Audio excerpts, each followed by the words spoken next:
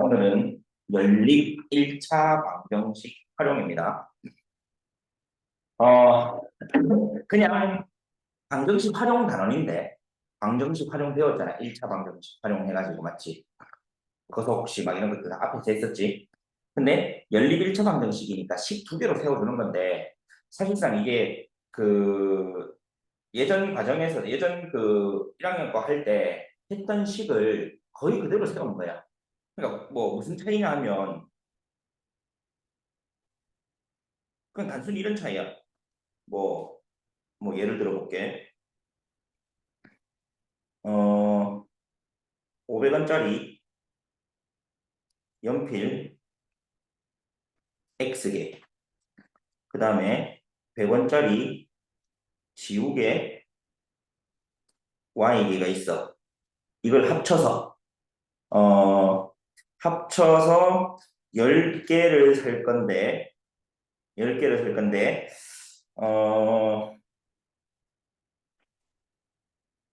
가격은 뭐, 700원이 돼야 한다. 오케이? 10개를 살 건데, 가격은 700원이 돼야 한다. 이걸 식을 세울 때 그냥 방정식 활용해서는 우리가 이렇게 해줬다고. 연필을 X개 사면 지우개를 Y개라고 두지 않고, 원래 거기서는 문제 자체가 이렇게 나왔지. 500원짜리 연필과 100원짜리 지우개를 합하여 몇 개, 10개를 사면서 가격은 700원이 돼야 된다. 이렇게가 방정식 활용으로, 1차 방정식 활용으로 나왔고, 연립 방정식 활용에서는 이렇게 나오는 것뿐이야. 왜? 이렇게 나면 500원짜리 연필이라는 미지수를 내가 든단 말이야. 아, 나는 500원짜리 연필이라는 거를, 이 500원짜리 연필을 X개 사겠다. 그러면 100원짜리 지우개는 총 10개니까 얘는 10-X개 사겠다. 이렇게.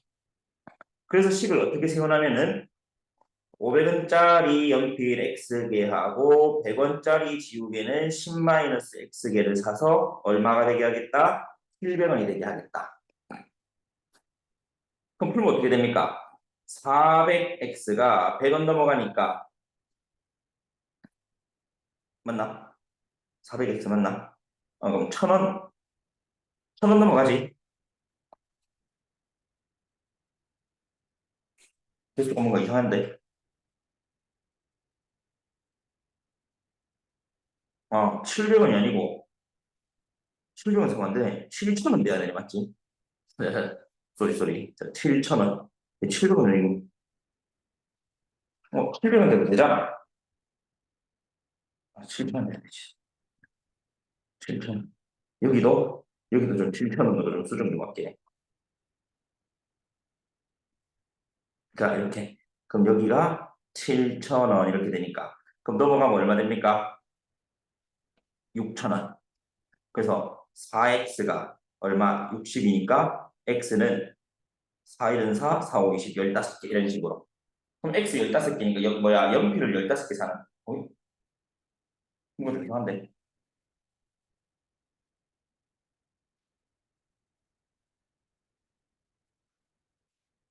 10개가 아니잖아, 이러면. 잠깐만. 500원짜리 연필 6개 사면 얼마야? 3,000원. 그럼 100원짜리 지우개? 100원짜리 지우개 4개 사면 3,400원을 줘. 7,000원이니까 식 이상하게 나오네.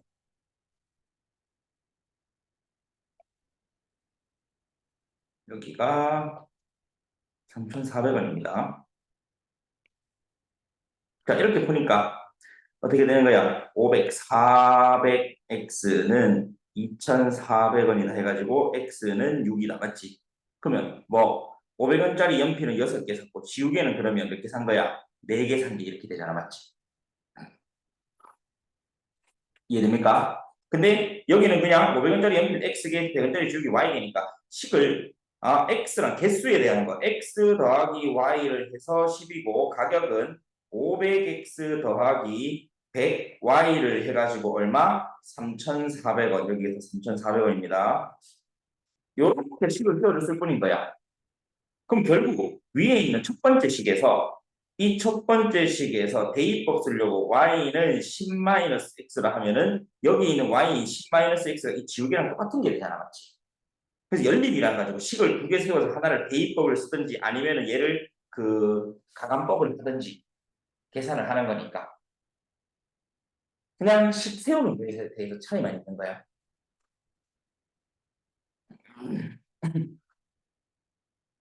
다시 복습 삼아서 한다고 생각을 하고 유형별로 한번 보겠습니다. 그냥 문제를 딱 보면 뭐 사실 서술형이 아닌 이상 그냥 1차 방정식 활용했던 것처럼 식을 세워도 되고 뭐 연립 방정식으로 세워도 되고 아무 상관.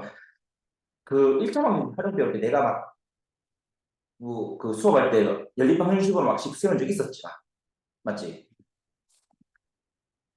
어느 농장에서 오리랑 토끼를 합해서 26마리를 기르고 있대. 그러니까 이게 1차 방정식 활용이면 만약에 오리가 x마리면 토끼는 26-x 이렇게 세울 뿐인 거야. 근데 지금은 연립 방정식이니까 오리를 x, 토끼를 y라고 이렇게 됐다 이거지. 그러면 여기 첫 번째 줄에서 오리랑 토끼를 합쳐서 26마리다라는 걸 가지고 세울 수 있는 식이 뭐다? x 더하기 y는 26 세우고 간단 말이야. 됐습니까? 자, 그리고 오리와 토끼의 다리 수의 합이 71에 오리 다리 몇 개? 아, 진짜? 오리 다리 몇 개? 안 속네. 두 개. 토끼 다리 몇 개? 토끼 다리 4개입니다. 요즘 이거 계속 좀 틀리는 애들이 나오더라. 토끼 다리 4개, 토끼 다리 4개. 토끼 다리 2개를 알고 있었어? 토끼 이건 뭔데? 아, 토끼 다리 4개야, 4개. 아, 늘상이 모르나? 이건 진짜 낚은 거 아니야? 오리 다리는 2개인데 토끼 다리 4개야. 오케이? 예전에는 이 동물 다리수 이런 거 헷갈리는 게 거의 없었는데 있잖아. 그렇게 오래 몇 년 전부터 있잖아. 이 다리수 이거 다리가 몇 개인지를 모르는 경우가 좀 상당히 생기더라고. 오리는 다리수가 2개입니다. 토끼는 다리수가 4개입니다. 오리는 2개, 토끼는 4개. 그러면 다리수의 합이 어떻게 된다 했어? 다리수의 합이 70이다라고 얘기했으니까 여기서 세우는 거는 오리는 다리가 2개, 토끼는 다리가 4개 합쳐서 79개입니다. 이렇게 세우는 거. 토끼가 손이 있으면 안 되는 동물이잖아. 맞지? 토끼는 이거 진짜 손 아니야, 다리야. 음. 그래서 얘랑 연립해가지고 풀면 되는 거야. 알겠습니까? 이런 애들도 있더라. 뭐 오리랑 토끼 말고 닭으로 나와가지고 닭다리 얘기가 나왔어요. 닭다리가 이렇게 뭐 닭이랑 뭐랑 뭐 개랑 다리 합쳐가지고 몇 개가 나왔어. 닭다리 몇 개인지 물으니까 4개 하는 거야. 그 닭다리 왜 4개냐 하는 거 모르는 줄 아나? 그 치킨 닭다리가 4개 온대. 그치? 치킨 닭다리가 4개라고 말고 닭다리가 4개래.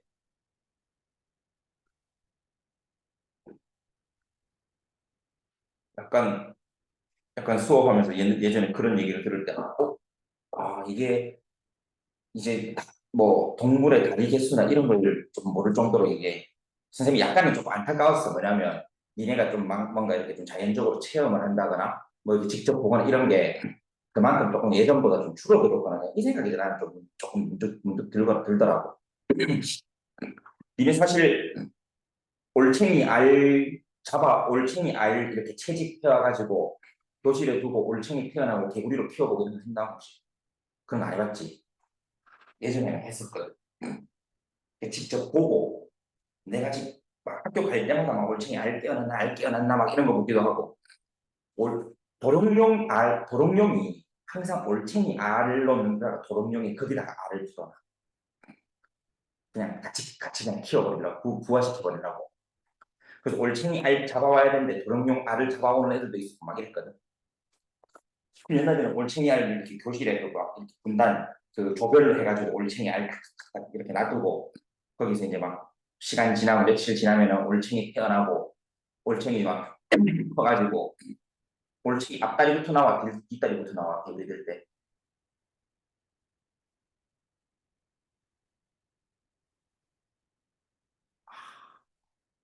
뒷다리부터 나와 알겠지? 응. 뒷다리 나오고 앞다리 나오고 그다음 꼬리 없어지면서 개구리 되고 이렇거든. 이거를 선생님 때도 그렇고 선생님 때에서 조금 더 지날 때까지도 어쨌든 그걸 직접 그렇게 계속 봤으니까 나 이렇게 기억이 좀 많이 남거든. 근데 요즘에는 그런 게 잘 없어서 아 직접 보고 느끼고 하는 게 좀 없어가지고 뭔가 이런 부분에서 좀 차이가 있구나라고 느끼게 되는 거더라고. 오리는 다리 두 개, 띠는 다리 네 개. 닭다리 몇 개요? 그 닭다리 두 개야 알겠지? 치킨데 네 개 온다고 닭다리 네 개 아니다. 어. 자 그렇게 해서 계산하는 거는 풀면 되겠지. 음.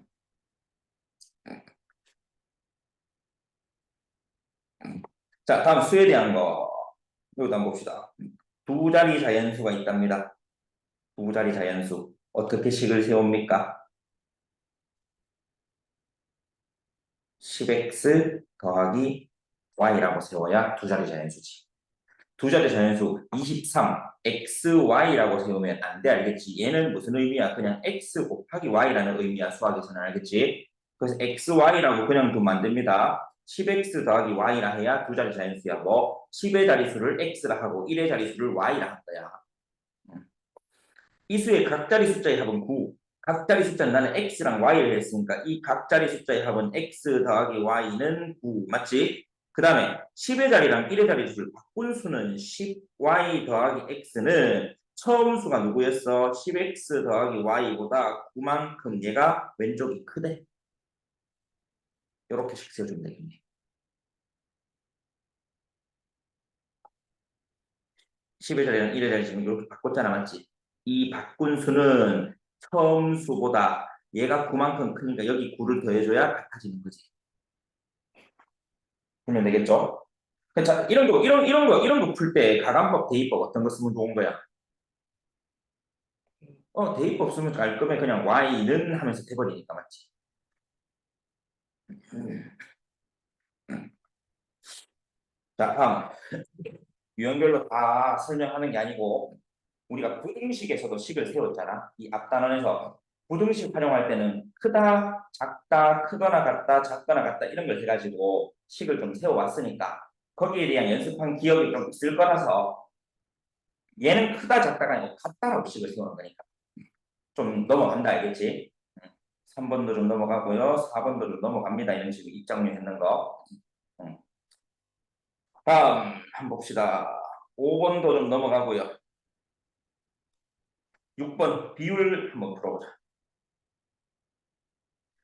그러니까 이렇게 유형을 보고 얘를 달달 외워서 푸는 게 아니고 항상 활용 문제는 어떤 유형이다 어떤 유형이다를 내가 파악을 해야 되니까 문제 보고서 식을 세울 수 있는 연습을 하는 게 중요한 거야. 학생 수가 35명의 어느 반에 남학생 수의 3분의 1과 여학생 수의 합이 23이에요. 자, 뭐라고 잡을까? 남학생 수를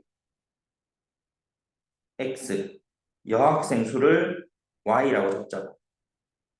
그러면 학생 수가 35명이니까 x 더하기 y 하면 35가 되버리고 맞지? 남학생 수의 3분의 1이니까 3분의 1 x 더하기 여학생을 더하면 얼마? 23이다 해서 이렇게 풀어버립니다.